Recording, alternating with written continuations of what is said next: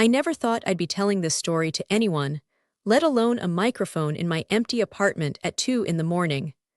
But I've spent the last 6 months choking on the silence, replaying every detail like a movie I can't turn off, and I think if I don't let it out, it's going to eat me alive from the inside out. My name is Chloe, I'm 26, and I live in a small but expensive 2-bedroom in a converted warehouse in the arts district of downtown Los Angeles.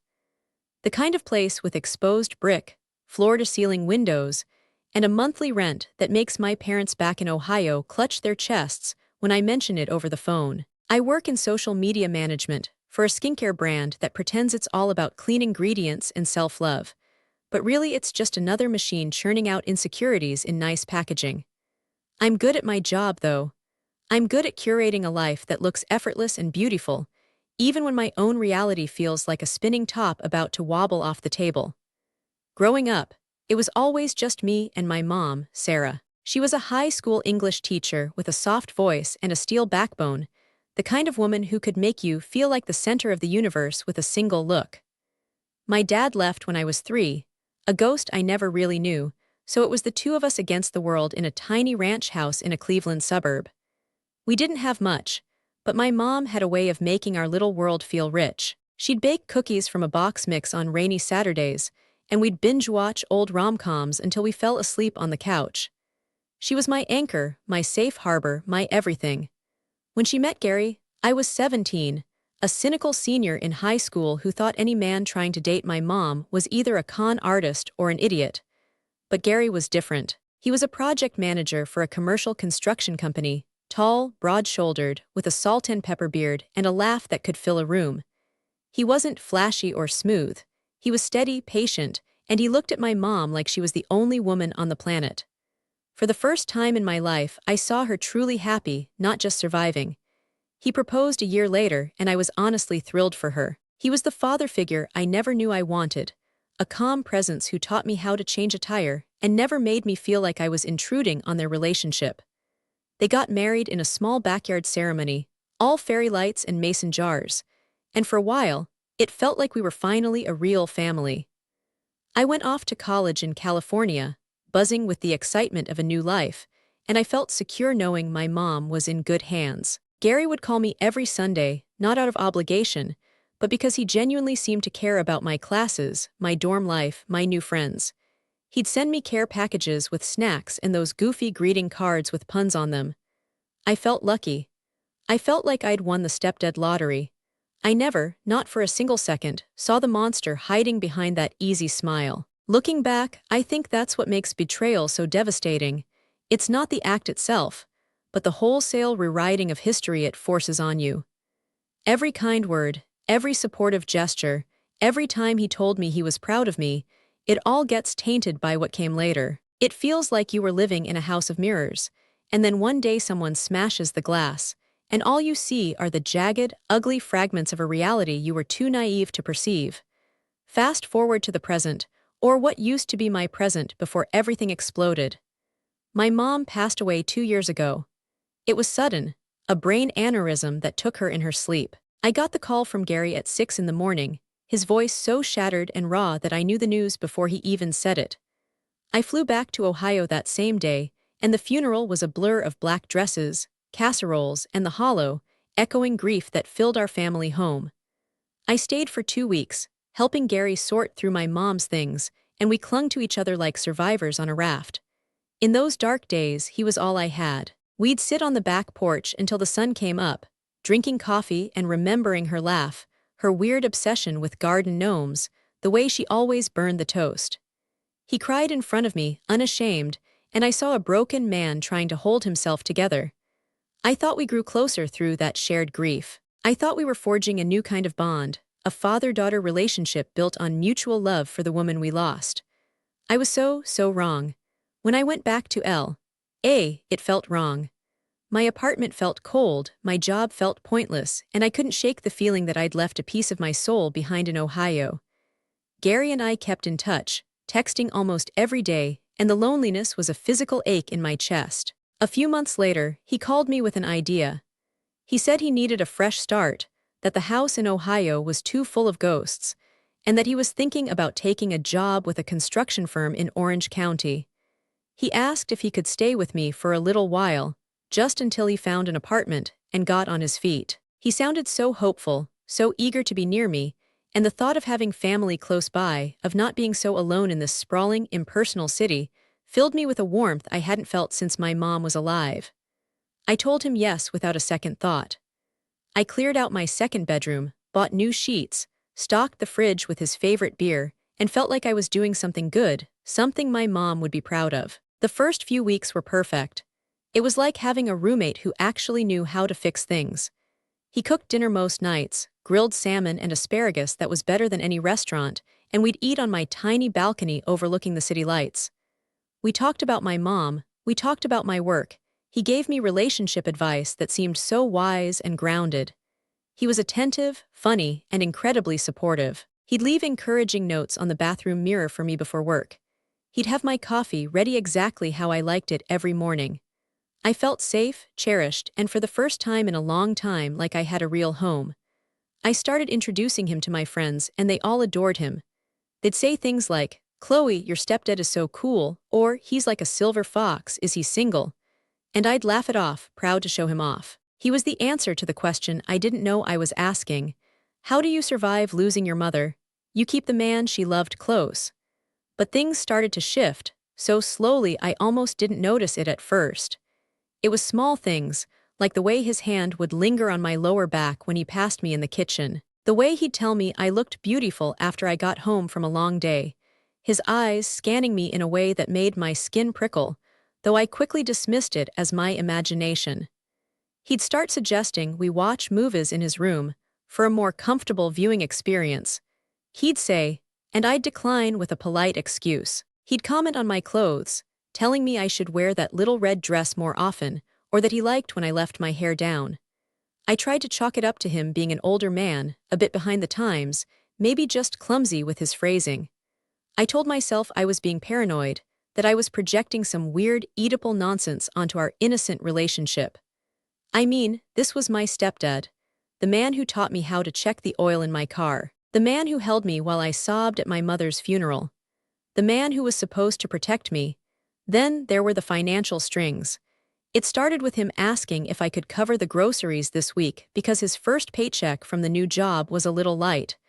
Of course, I said yes. Then it was the cable bill, then he needed a new tire for his truck. Each time he was so apologetic, so grateful, making promises to pay me back that I never pushed him to keep. I had the money, and I wanted to help him.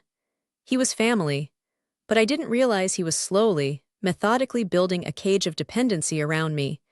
He was making sure I felt responsible for him, that I couldn't just ask him to leave if things got weird because he had nowhere else to go. He was a master manipulator, and I was his willing, naive puppet. The nights he stayed out late, coming home smelling of whiskey and cheap perfume from some dive bar in Long Beach, I'd ask if he was okay. He'd just smile and say, "Just reliving my younger days, sweetheart, don't wait up." And I wouldn't. I'd go to my room and try to sleep, the unease curling in my stomach like a warning I couldn't decipher. I told myself I was his daughter. I told myself this is what family did.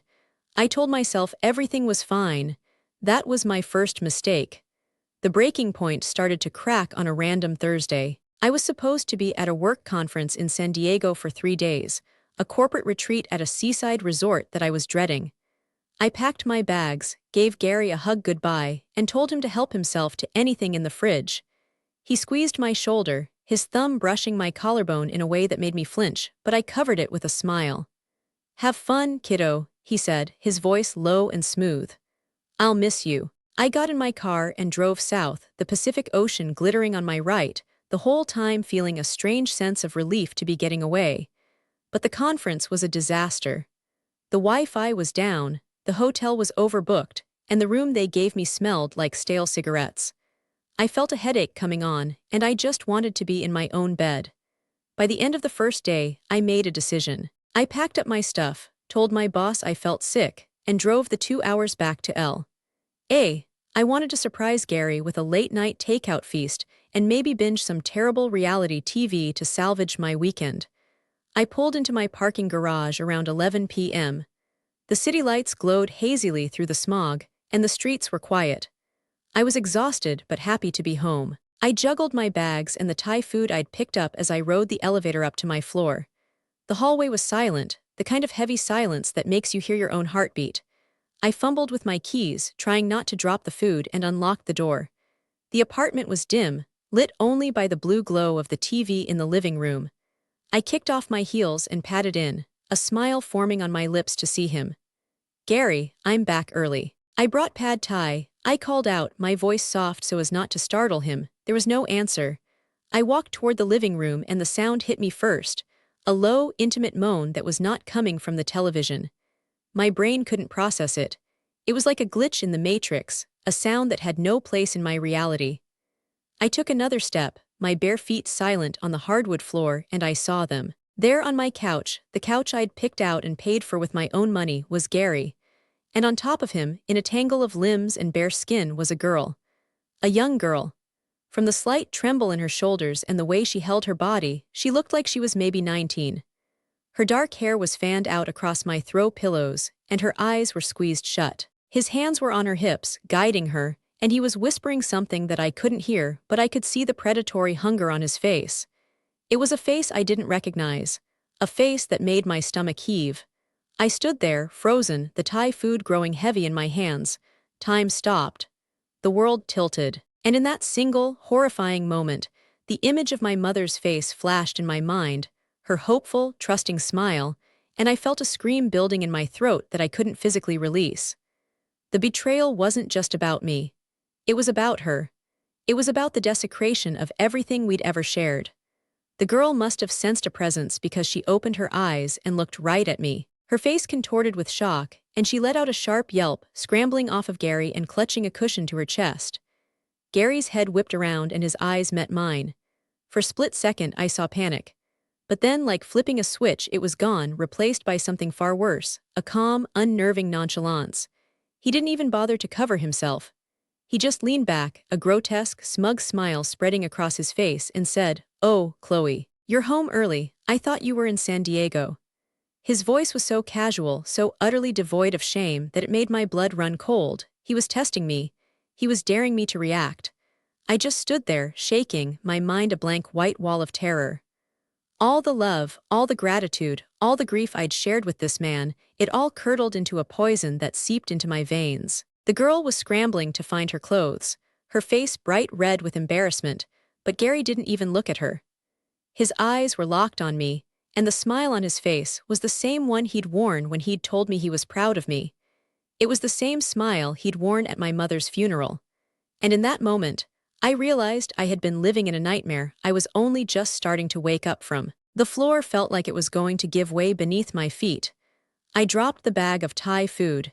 It hit the floor with a sickening thud. I don't know how long I stood there, frozen in the doorway of my own living room, watching the girl scramble to pull on a pair of jeans that were tangled around her ankles.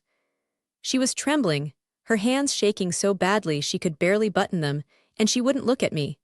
She just kept her eyes fixed on the floor, her face a blotchy mask of shame and fear. I wanted to scream at her, to ask her what the hell she was doing with a man old enough to be her father, but the rage that was building in my chest wasn't for her. It was for him. For Gary, who was still lounging on my couch like he had not a single care in the world, his eyes gleaming with a twisted amusement that made my skin crawl. He didn't move. He didn't apologize. He just sat there, completely naked, arms draped over the back of my sofa, watching me like I was the one who had interrupted something sacred. The girl finally yanked her shirt over her head and bolted past me, her bare feet slapping against the hardwood as she ran for the front door. She didn't say a word. She just disappeared into the hallway, and the door clicked shut behind her, leaving me alone with the monster. The silence that followed was deafening.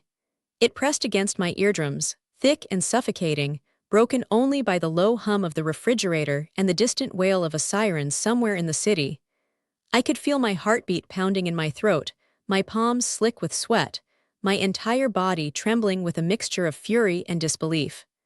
I opened my mouth to speak, but no words came out. My voice was trapped somewhere deep in my chest, buried under layers of shock and betrayal. Gary finally shifted, reaching for a pair of sweatpants that were crumpled on the floor, and pulled them on with infuriating slowness. He stood up, stretched like he had just woken from a nap, and walked toward the kitchen. He grabbed a beer from the fridge, popped the top, and took a long, leisurely sip. He was treating this like it was nothing, like I was the one being unreasonable. And that, more than anything else, was what broke something inside me. He didn't even have the decency to look ashamed. "Chloe, come sit down," he said finally, his voice low and calm, the same tone he used to use when I was upset about a bad grade or a fight with a friend. "You're overreacting. It's not what it looked like." I let out a strangled laugh, a sound so bitter and sharp it surprised even me. "Not what it looked like," I repeated, my voice cracking. "I saw you, Gary. I saw you with your hands on a girl who looked like she was barely out of high school, in my apartment, on my couch, while I was supposed to be in San Diego. So tell me, what the hell was it supposed to look like?" He set the beer down on the counter and walked toward me, his hands raised in a placating gesture that made me want to vomit. "She's a friend of a friend," he said, his tone infuriatingly casual. "She was having a rough night, and I was just trying to help her feel better. You know how things can get out of hand. It was just a moment of weakness. It didn't mean anything." He said it like he was explaining away a parking ticket, like I was being dramatic and emotional, the hysterical daughter who couldn't understand the complexities of adult life. I stepped back, my spine hitting the wall, and I felt a surge of panic wash over me. He was too close. He was in my space, his body looming over me, and I suddenly realized how vulnerable I was. How alone. How stupid I had been to let this man into my home, into my life, into the sacred space I had built for myself after my mother died. I had trusted him. I had loved him. I had let him see me at my lowest, weeping over my mother's clothes, and he had used that intimacy like a weapon. He had played the grieving husband, the devoted stepfather, and all the while he was just waiting for the right moment to show his true colors. "Get away from me," I whispered, my voice shaking. "I want you out of my apartment. Tonight, I want you gone." He didn't move. He just tilted his head, studying me with those cold, calculating eyes, and a slow smile spread across his face. "Chloe, sweetheart, you're not thinking clearly," he said softly. "You're upset, I get it, but let's be reasonable here. I'm family. You can't just throw family out on the street." His words hit me like a slap. The audacity of it, the sheer arrogance, left me breathless. He was using my own guilt against me. The same guilt he had cultivated over months of living in my home. The same guilt he had planted deep in my heart every time he talked about how lonely he was, how lost he felt without my mom. He had made me feel responsible for him, and now he was cashing in on that obligation like it was a get-out-of-jail-free card. I felt my hands clench into fists at my sides, my nails digging into my palms so hard I drew blood. "You're not my family," I said, my voice low and venomous. "You were never my family. You were just a man my mother married, and now that she's gone, you're nothing to me." The words hung in the air between us, heavy and irrevocable. I expected him to flinch, to show some flicker of hurt or regret, but instead his smile only widened. He stepped even closer, so close I could smell the stale beer on his breath, and he reached out to tuck a strand of hair behind my ear. I jerked away, my skin crawling at his touch. "Your mother would be so disappointed in you right now," he said softly, his voice dripping with false pity. "She always wanted us to be a family. She would have wanted you to take care of me, to be there for me." He was using her memory like a weapon, twisting her love into a tool of manipulation, and something inside me snapped. I shoved him hard, my hands flat against his chest, and he stumbled back in surprise. "Don't you dare talk about my mother," I screamed, my voice raw and cracking. "Don't you ever mention her name again. You're a disgusting, pathetic excuse for a man, and I want you out of my house right now." He recovered quickly, his expression shifting from surprise to something darker, something dangerous. His eyes narrowed, and for a moment I saw a flicker of the real him, the predator behind the mask, the man who had been hiding in plain sight all along. "You think you can just kick me out?" he asked, his voice dropping to a low, menacing growl. "You think you're so tough, standing there in your little designer clothes, playing the victim? You invited me here, Chloe. You welcomed me into your home. You told me I could stay as long as I needed, and now you want to throw me away like garbage." He was pacing now, his hands gesturing wildly, his words coming faster and faster. "You have no idea what I've done for you, the sacrifices I've made. I gave up my whole life in Ohio to come out here for you. I left behind my friends, my job, everything, because you said you needed me. And this is how you repay me, by humiliating me." His voice was cracking now, but not with remorse, it was with rage. Rage that I had dared to call him out to expose the fragile fantasy he had built around himself. I stood my ground, my legs trembling but my resolve hardening. "I didn't ask you to come here," I said, my voice steadier than I felt. "You offered, you manipulated me. You made me feel like I owed you something, like I had to take care of you because my mother wasn't here anymore. But I see it now. I see everything. You never loved her. You never loved me. You just needed a place to hide, a place to play your sick little games, and I was stupid enough to fall for it." Gary stopped pacing and turned to face me, his face pale with fury. "You ungrateful little brat," he hissed. "You think you're so much better than me. You think you're so pure and innocent. I've seen the way you look at me, Chloe. I've seen the way you dress up for me, the way you prance around this apartment in your little shorts and tank tops. You knew exactly what you were doing. You wanted this as much as I did." The accusation hit me like a physical blow. For a moment, I couldn't breathe. He was twisting everything, rewriting the story to make himself the victim, to make me the seductress, the temptress, the one who had led him astray. It was so grotesque, so utterly insane that I almost laughed. Almost. Instead, I felt tears prick at my eyes, hot and angry, and I blinked them back furiously. "You're sick," I whispered. "You're a sick, twisted man, and I want you out of my apartment right now. I'm calling the police." I reached for my phone, but he was faster. He lunged forward and grabbed my wrist, his grip like iron, and he yanked me toward him. I cried out in pain, my fingers going numb, and I tried to pull away, but he was too strong. His face was inches from mine, his breath hot and sour on my cheek, and his eyes were wild with a fury I had never seen before. "You're not calling anyone," he said through gritted teeth. "You're going to listen to me, and you're going to listen good. You think anyone is going to believe you. You think the police are going to take the word of some spoiled, entitled little girl over a grieving widower." He laughed, a cold, hollow sound that echoed off the walls. "I've been nothing but kind to you. I've supported you, I've taken care of you, and now you're going to make up some ridiculous story about me being a predator because you're embarrassed. Because you're ashamed of what we've been doing." The accusation was so absurd, so completely divorced from reality, that I felt a surge of nausea rise in my throat. His grip on my wrist tightened, and I winced, a small, involuntary whimper escaping my lips. "Let go of me," I said, my voice barely a whisper. "Please, just let me go." He stared at me for a long moment, his eyes boring into mine, and then slowly he released my wrist. I stumbled back, cradling my arm against my chest, and I watched as he straightened his posture, smoothed down his shirt, and walked back toward the kitchen like nothing had happened. He picked up his beer, took another sip, and turned to face me with a calm, composed expression that was somehow more terrifying than his rage. "I'll leave," he said softly. "But not because you're telling me to. I'm leaving because I'm tired of this. I'm tired of your childish tantrums and your inability to see the bigger picture."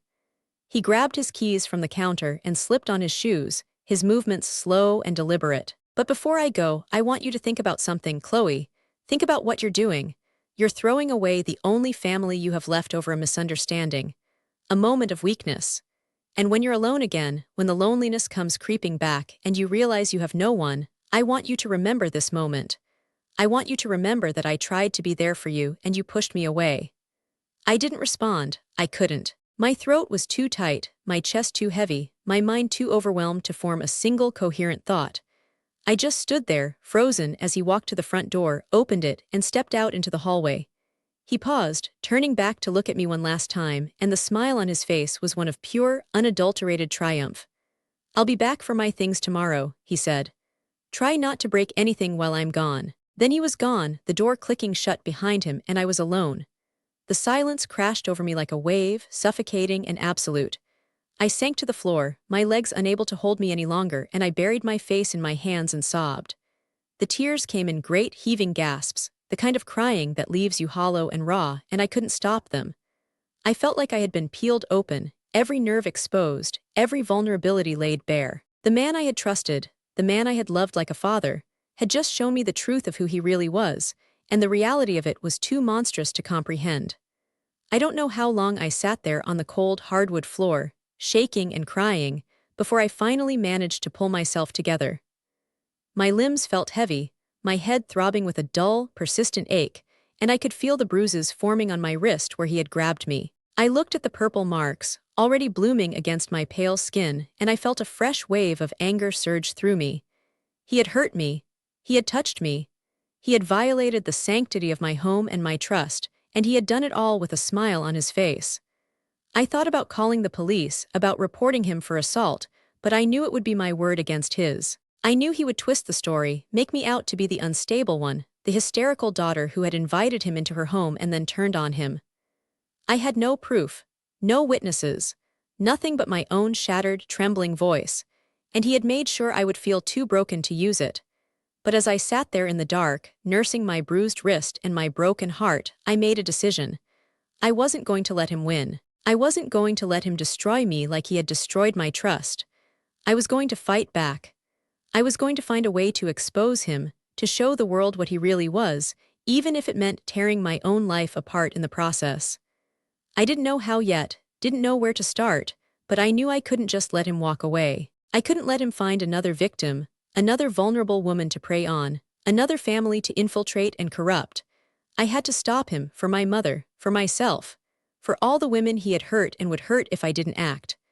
I forced myself to stand, my legs weak and unsteady, and I walked to the kitchen. I opened the drawer where I kept my mail, my fingers trembling as I rifled through it. There, buried under a stack of bills, was the business card he had left on the counter weeks ago. The card for the construction company he was supposed to be working for. I stared at it, the name and number swimming before my eyes, and I felt a cold, grim determination settle over me. Tomorrow, I would start making calls. I would find out if he was even telling the truth about his job. I would dig into his past, his finances, the things he had hidden from me. I would find the cracks in his armor and I would exploit them. He thought I was weak. He thought I would crumble and disappear, too ashamed to fight back. But he was wrong. He had no idea what I was capable of. I had lost my mother, my trust, my sense of safety, but I hadn't lost my fight. And I was going to make him pay for every single tear I had shed. I walked to the window, staring out at the glittering city below, and I thought about my mother's face, her hopeful smile, her belief in the goodness of the world. I had let her down. I had let Gary in, and I had let him destroy the family she had worked so hard to build. But I wasn't going to let her down again. I was going to honor her memory by making sure that monster never hurt anyone else. The night stretched on, long and dark, and I didn't sleep. I sat in my armchair, watching the sun rise over Los Angeles, and I planned. I planned my revenge. I planned my redemption. I planned how I was going to take back my life from the man who had tried to steal it. The morning sun crept through my floor-to-ceiling windows like an unwelcome intruder, casting long, accusing shadows across the apartment that still smelled faintly of his cologne. I hadn't moved from the armchair since he left. My body was stiff, my eyes swollen and gritty from crying, and my mind was a battlefield of fragmented thoughts that kept circling back to the same horrifying images.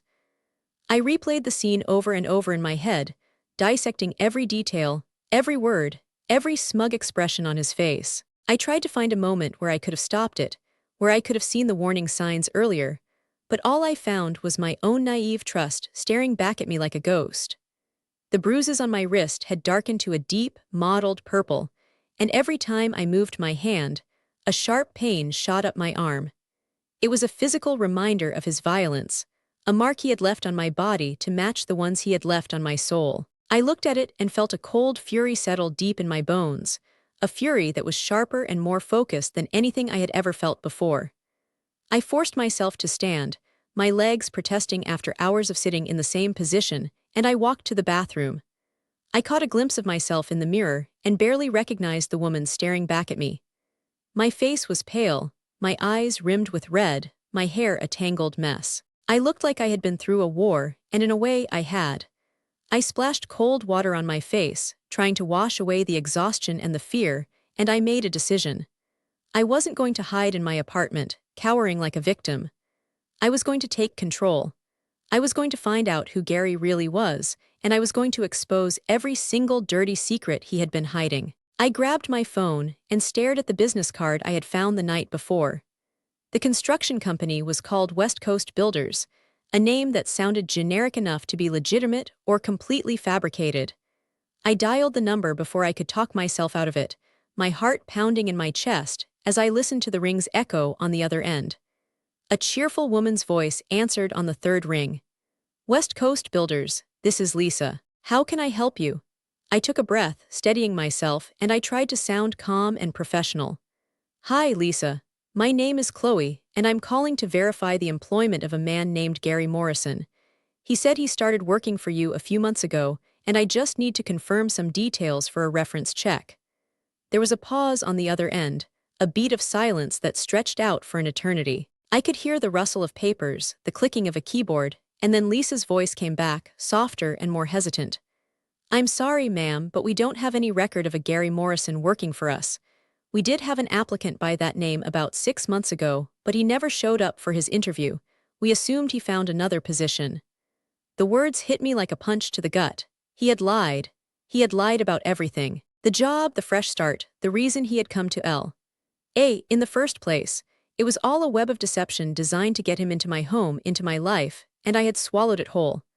I thanked Lisa and hung up, my hand trembling as I set the phone down on the counter. I felt dizzy, the room spinning around me as the full weight of his manipulation crashed down on my shoulders. He had never had a job in Orange County. He had never been looking for an apartment. He had come to L.A. specifically to live with me, to use me, to take advantage of my grief and my vulnerability. I thought about all the times he had asked for money, all the loans that I had given him without a second thought, and I realized with a sickening lurch that he had probably been doing this for months. He had been leeching off me, draining my savings, while I sat there feeling grateful for his company. I ran to the bathroom and vomited into the toilet, my body heaving with the force of the revelation. When I finally stopped, I collapsed against the cool porcelain, my forehead pressed against the tile, and I let the tears come again. This time, they weren't tears of shock or sadness. They were tears of rage. I spent the rest of the morning digging through every inch of my apartment, searching for anything he had left behind. I pulled out drawers, rifled through the guest room closet, even checked the pockets of his discarded jackets that were still hanging in the hallway. I didn't know what I was looking for, but I knew there had to be something. Some clue, some piece of evidence that would give me the ammunition I needed to destroy him. And then, in the back of the closet, buried under a pile of old blankets, I found a small leather duffel bag. It was hidden, clearly meant to be out of sight, and my heart raced as I unzipped it.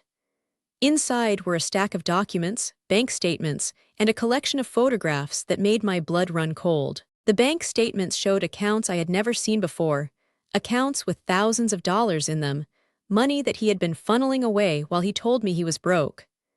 There were receipts for hotels in Vegas, for flights to Miami, for expensive dinners that he had charged to a credit card he had never mentioned. But the photographs were the worst. They were pictures of him with other women, young women, some of them barely out of their teens. In one, he was at a nightclub, his arms draped around two girls who looked like they were in high school. In another, he was at a pool party, his hand on the waist of a girl in a bikini, her expression a mix of fear and forced smile.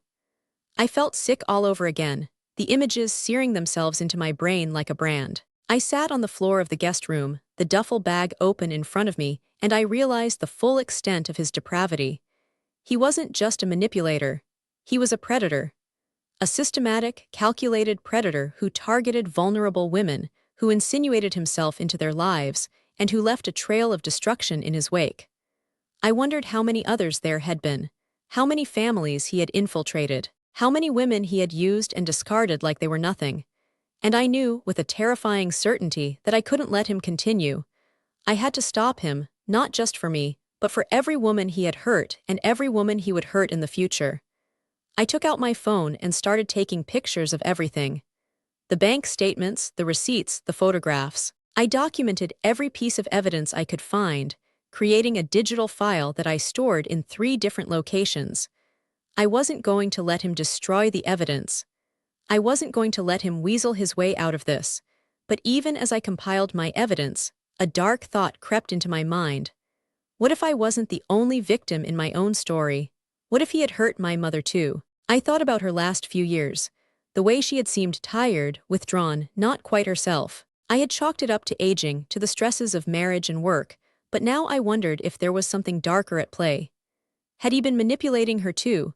Had he been draining her finances, her spirit, her will to live?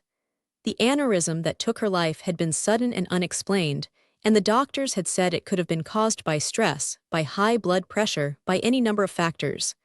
But what if it was him? What if he had pushed her to the brink, driven her to the breaking point, and then collected her life insurance like a prize?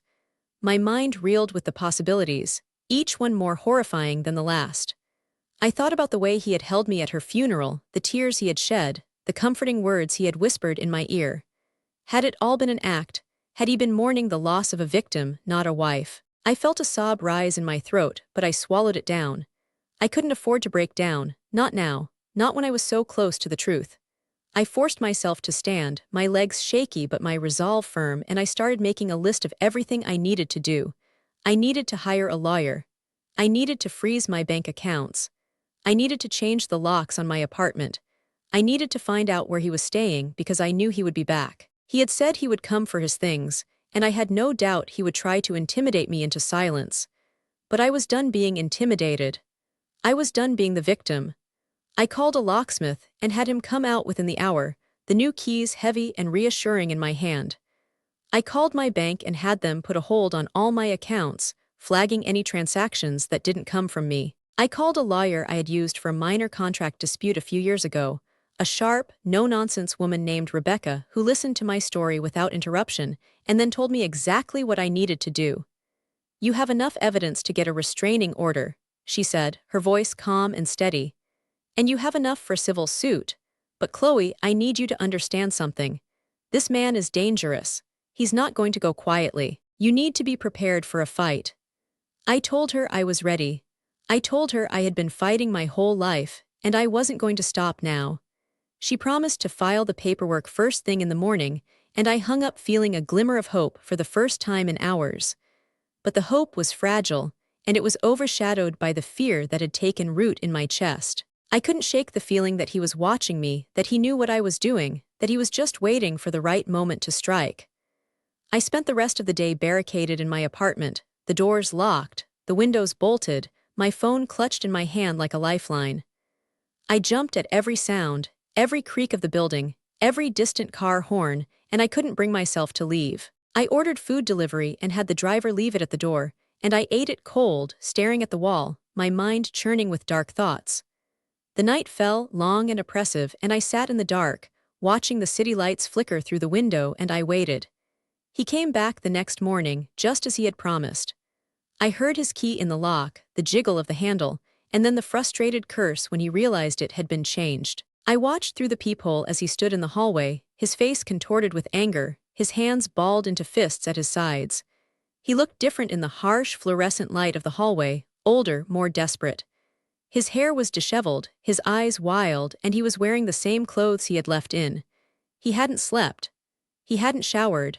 He looked like a man who had been cornered, and that made him even more dangerous. I stepped back from the door, my heart pounding, and I waited for him to leave. But he didn't leave. He started pounding on the door, his fist hammering against the wood with a force that shook the frame. "Chloe, open this door, I know you're in there, we need to talk." His voice was loud, panicked, and I could hear the rage simmering beneath the surface. I didn't answer. I just stood there frozen, my back pressed against the wall, my breath coming in short, shallow gasps. He kept pounding, kept shouting, and I felt the walls closing in around me. I thought about calling the police, but I was afraid that would only escalate things. I thought about opening the door, but I knew that would be even worse. So I just stood there, paralyzed, waiting for him to tire himself out, and eventually he did. The pounding stopped, and I heard him slump against the door, his voice dropping to a low, menacing whisper. "I know what you're doing, Chloe. I know you went through my things. I know you have my pictures." He laughed, a cold, hollow sound that sent a shiver down my spine. "You think you're so clever, you think you can destroy me, but you're wrong. I've been doing this for a long time, and I've learned a few things along the way. You have no idea what I'm capable of, and if you try to ruin me, I will ruin you. I will take everything you have, your job, your friends, your reputation. I will make your life a living hell, and when I'm done, you'll wish you had never crossed me." His words hung in the air, heavy and threatening, and I felt a cold dread settle over me. I knew he wasn't bluffing. I knew he was capable of exactly what he promised. But I also knew I couldn't back down. I couldn't let him win. I had come too far and I had too much evidence. I took a deep breath, steadying myself, and I walked to the door. I pressed my lips against the wood and whispered, "I'm not afraid of you, Gary.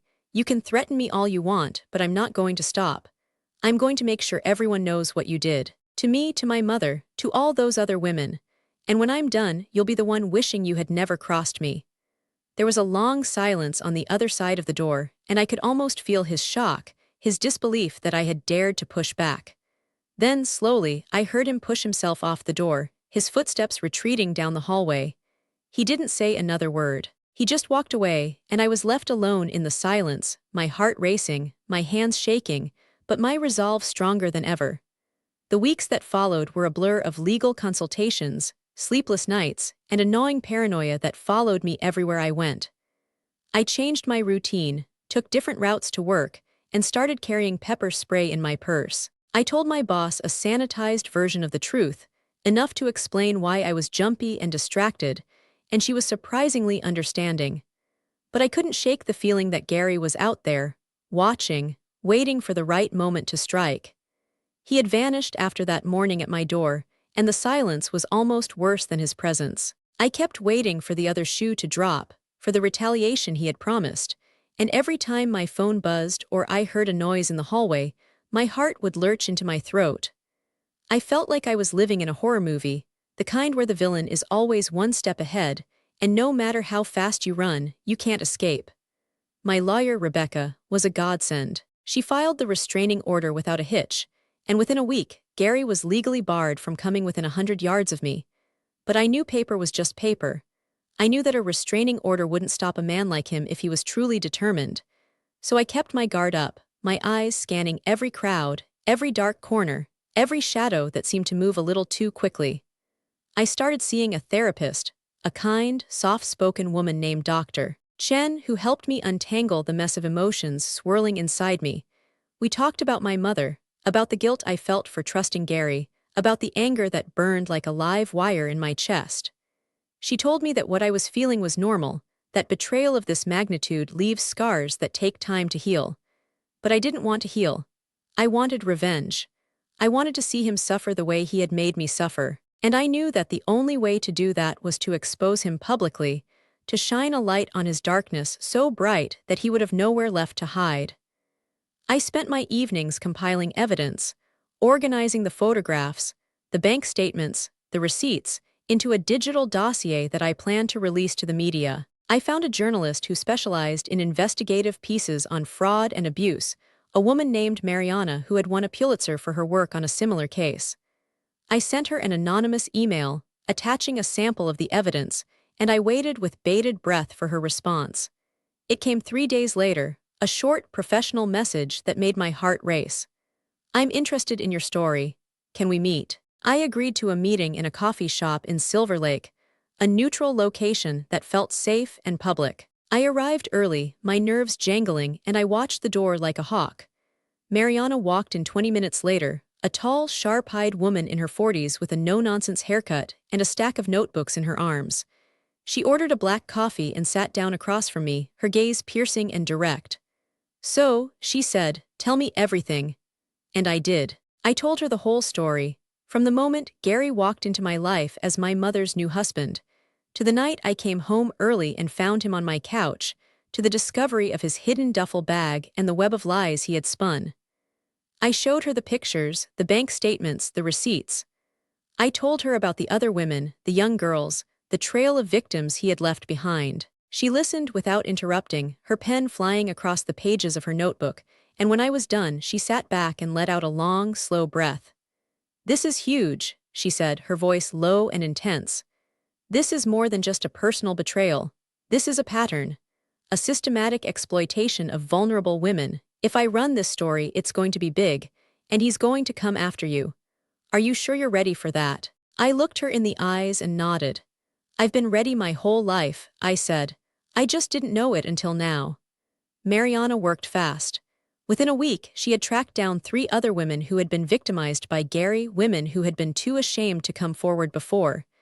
They were from different states, different backgrounds, but their stories were eerily similar. He had found them at low points in their lives, offered comfort and support, and then slowly, methodically drained them of their money, their confidence, their self-worth. One of them, a woman named Jennifer from Oregon, had lost her entire savings to him. Another, a girl named Alexis who had been just 18 when she met him, had been too afraid to speak out for years. But now, with the promise of a story that would expose him to the world, they were ready to come forward. Mariana interviewed them all, stitching their stories together into a narrative that was as devastating as it was compelling. She sent me a draft of the article a few days before it was set to publish, and I read it with tears streaming down my face. It was beautiful and brutal, a reckoning that had been a long time coming. The article went live on a Thursday morning. I was at work, staring at my computer screen, my hands trembling as I refreshed the page over and over again. When it finally appeared, the headline emblazoned across the top of Mariana's investigative section, I felt a surge of emotions so overwhelming that I had to excuse myself to the bathroom. I sat in the stall, my heart pounding, and I read the article from start to finish. It was everything I had hoped for and more. Mariana had been thorough, painting Gary as the predator he was, laying out the evidence in a way that was impossible to ignore.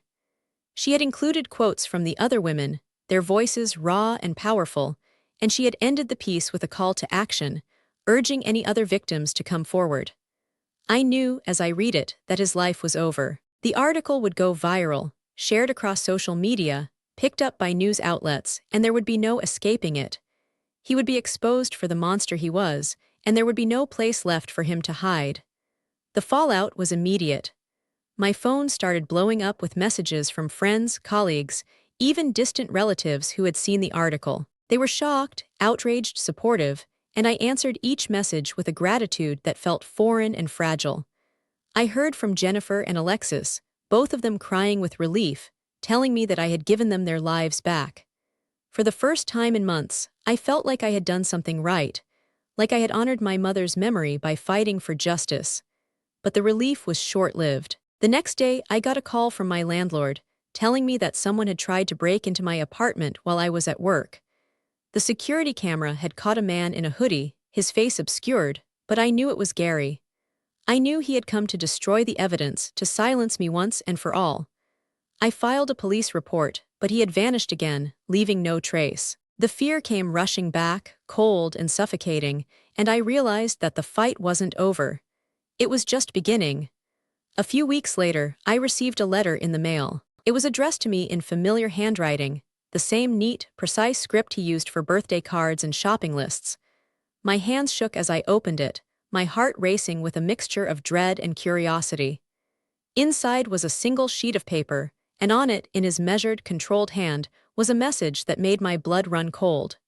You think you've won, Chloe, but you've only made things worse. You've exposed me and now I have nothing left to lose. I'm coming for you. You can run, you can hide, but you can't escape me. I will find you, and when I do, I will make you pay for what you've done. This isn't over. It will never be over. I read the letter 3 times, my vision blurring with tears, and I felt a primal fear grip my heart. He was unhinged, desperate, and that made him more dangerous than ever. I called Rebecca, and she immediately filed a report with the police, but we both knew that a piece of paper wasn't going to stop him. He was out there, and he was coming for me. I started sleeping with a baseball bat next to my bed. I installed a security system, a state-of-the-art setup with cameras and motion sensors that would alert me to any movement. I stopped going out alone, relying on friends and coworkers to escort me to and from my car. I felt like a prisoner in my own life, trapped by a man who had already taken so much from me. The therapist told me I was experiencing symptoms of post-traumatic stress, and she prescribed medication to help me sleep. But nothing could quiet the constant hum of anxiety that buzzed beneath my skin, the sense that something terrible was waiting just around the corner. I thought about moving, starting over somewhere new, but I knew that Gary would find me wherever I went. He was like a shadow, a darkness that I couldn't shake, no matter how fast I ran. Then, one night, I got the call I had been dreading. It was Mariana, her voice urgent and strained. "Chloe, I need you to sit down," she said. I sank onto my couch, my heart pounding, and I listened as she told me what had happened. Gary had been arrested earlier that evening, not for the stalking or the harassment, but for something far more serious.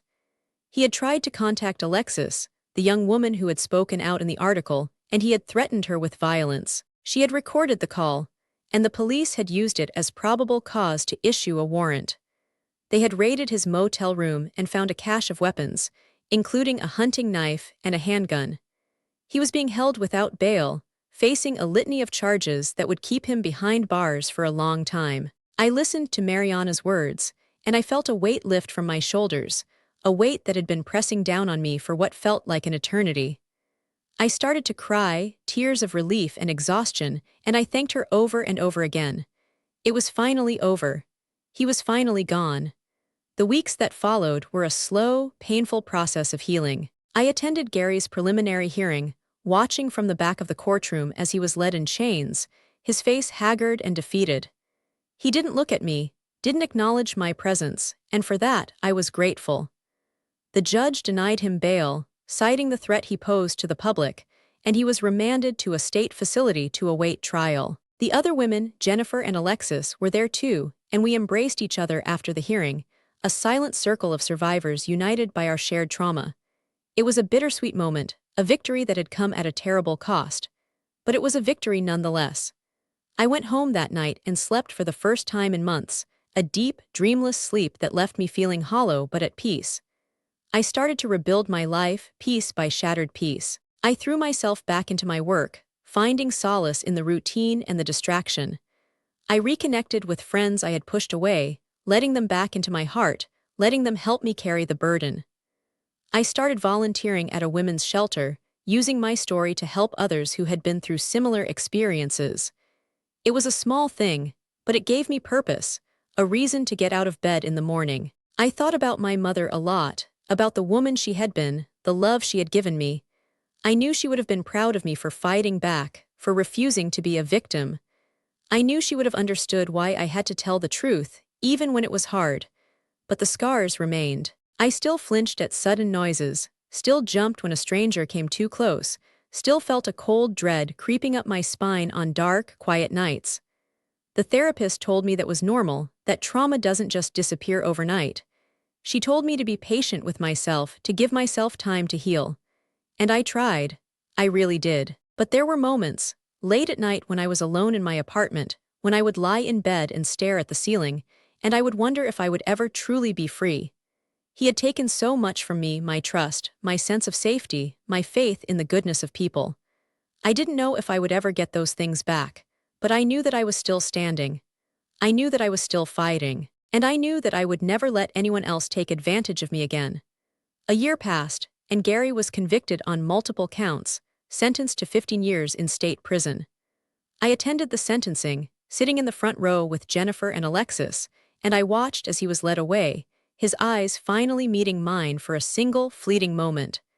There was no remorse in his gaze, no regret, just a cold, hollow emptiness that made me shudder. I knew that he would never change, that he would always be the predator he had always been.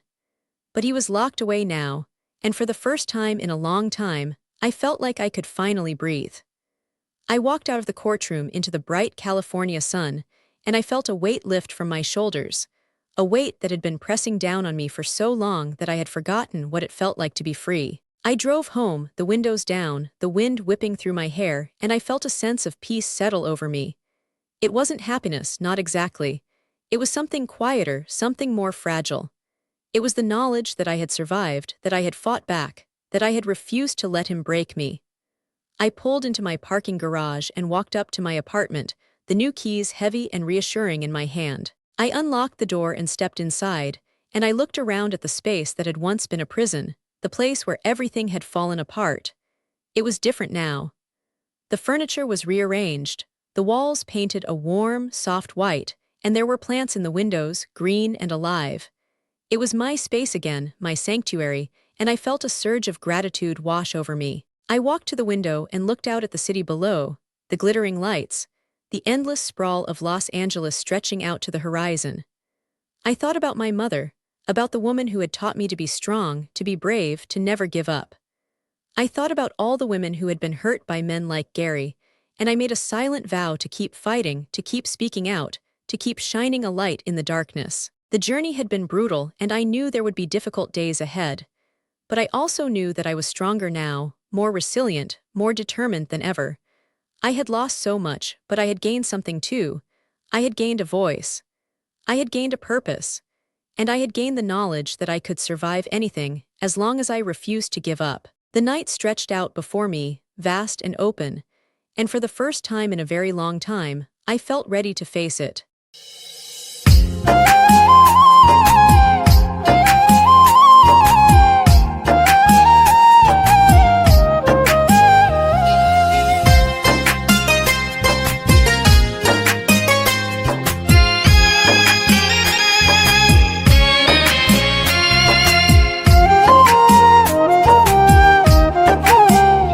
ও তুই সুযোগ পায়া দিলি দুঃখ, সুযোগ পায়া দিলি দুঃখ আমার সরল দিলে, দেখবো আমি তোর কপালে কোন ব্যারিস্টার মিলে, ওরে দেখবো আমি তোর কপালে কোন ব্যারিস্টার মিলে। সুযোগ পায়া দিলি দুঃখ, সুযোগ পায়া দিলি দুঃখ আমার সরল দিলে, দেখবো আমি তোর কপালে কোন ব্যারিস্টার মিলে, ওরে দেখবো আমি তোর কপালে কোন ব্যারিস্টার মিলে।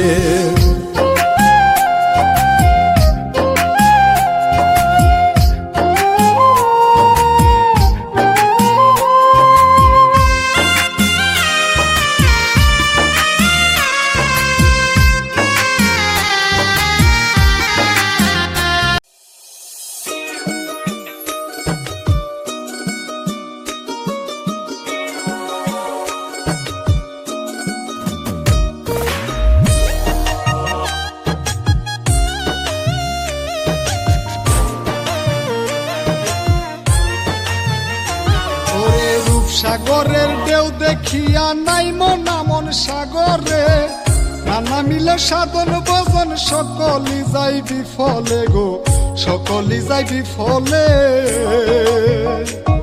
ওরে রূপসাগরের ঢেউ দেখিয়া নাই মন সাগরে, নানা মিলে সাধন ভজন সকলি যাই বিফলে গো, সকলি যাই বিফলে। আহা সাগরের দুই মোহনা, একটি আশা একটি যাওয়া, সাধক যারা নাই মোতারা, সাধক যাহারা নাই মোতারা, সাধক যারা নাই মোতারা, সাধক সারা যায় ডুবে রূপসাগর।